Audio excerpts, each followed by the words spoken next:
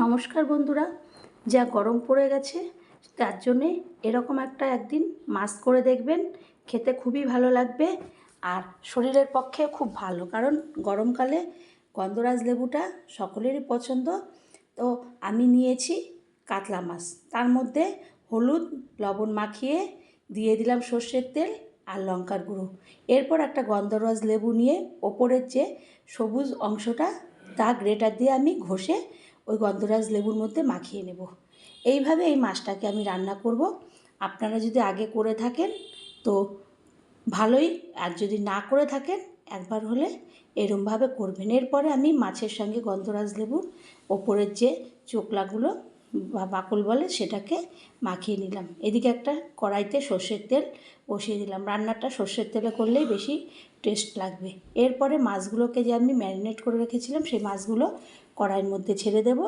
দিয়ে আমি 4টে করে মাছ দিয়ে দেব। দিয়ে আমি এপিট ওপিট করে ভেজে তুলে একটা প্লেটের মধ্যে রেখে দেব। আর আপনারা চ্যানেলটি যদি এখনও সাবস্ক্রাইব না করেন সাবস্ক্রাইব করবেন, লাইক শেয়ার কমেন্ট করবেন, পাশে থাকা বেল বাটনটি টিপেন, তাহলে সব রেসিপি আপনাদের কাছে সবার আগে পৌঁছাবে। এরপরে এইভাবে আমি মাছগুলোকে একটা থালার মধ্যে তুলে নিচ্ছি। আবারও দ্বিতীয় ব্যাচ মাছ এইভাবে আমি ভাজবো, আবার ভেজে আমি এইভাবে তুলে নেব। তো মাছগুলো আমার প্রথম ব্যাচের মাছগুলো তুলে রাখলাম। এবার দ্বিতীয় ব্যাচেরগুলো আমি এইভাবে তুলে নিলাম। তুলে নিয়ে আমি এটাকে একটা সাইডে রেখে দেবো মাছ ভাজাগুলোকে। তা মাছগুলো এইভাবে বেশ লেবুর চোকলা দিয়ে মাখলাম। এরপরে আমি একটা মিক্সিং জার নেব, 3টে পেঁয়াজ হাফখানা করে কেটে দেব। পেঁয়াজগুলো দেওয়া হয়ে গেলে ওর মধ্যে কাঁচা লঙ্কা দিয়ে দেবো 4টে, আর দিয়ে দেব আদা আর 4 কোয়া 5 কোয়ার মতন রসুন দিয়ে একটু অল্প একটু জল দিয়ে একটা মিহি পেস্ট করে নেব। মিহি পেস্টটা করা হয়ে গেলে আমি ওটা হয়ে গেলে একটা সাইড করে রেখে দেব। এদিকে যে তেলটা ছিল তার মধ্যে এলাচ দারচিনি লবঙ্গ দিয়ে দেব।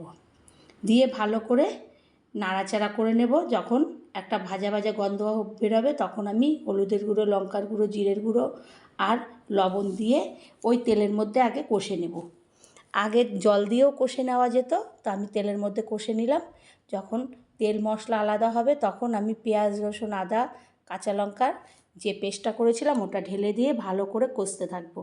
কষতে কষতে যখন কাঁচা গন্ধ দূর হবে তখন আমি একটুখানি জল দিয়ে দেব।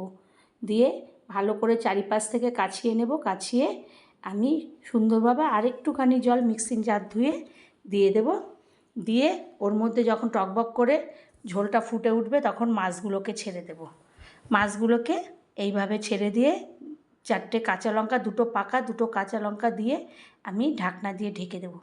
5 মিনিট পরে আমি ঢাকনাটা তুলব, কারণ এখানে কোনো সবজি আলু ঠালু দেইনি, সিদ্ধ হতে বেশিক্ষণ লাগবে না মাছগুলো। আর ভাজাগুলো করকরের মতন করে নিয়েছিলাম। তখন আমি গন্ধরাজ লেবুর পাতা আর গন্ধরাজ লেবু স্লাইস করে কেটে আমি এর ভেতর দিয়ে দেব। দিয়ে আমি গ্যাসটাকে বন্ধ করে দেব। তারপরে ঢাকনা দিয়ে ঢেকে দেব। এই সেন্টেই গন্ধরাজ লেবুর সেন্ট আর পাতার সেন্টেই রান্নাটা একদম সুগন্ধ হয়ে যাবে। আর যদি আমি গ্যাসটা চালিয়ে রেখে দিই তাহলে এই লেবুর থেকে একটা তিতকুটে ভাব বেরোবে, খেতে ভালো লাগবে না। এরপর আমি ঢেকে ওই ভাপে ভাপে গন্ধ সুন্দরভাবে বেরাবে। আমি 5 মিনিট পরে ঢাকনাটা তুলব। তুলে নিয়ে মাছগুলোকে এক প্লেটের মধ্যেই হাতা দিয়ে তুলে নেব। তো বন্ধুরা, খুব অল্প সময় অল্প উপকরণ দিয়েই এরকম গন্ধরাজ কাতলা যদি করতে পারেন, খেতে 1 থালা ভাত এটা দিয়েই আপনাদের পুরো ভাত খাওয়া হয়ে যাবে। আর গরমকালে এরকম গন্ধরাজ লেবু সবাই ভালোবাসে। ভালো লাগলে আবারও কোনো রেসিপিতে দেখা হবে। ধন্যবাদ।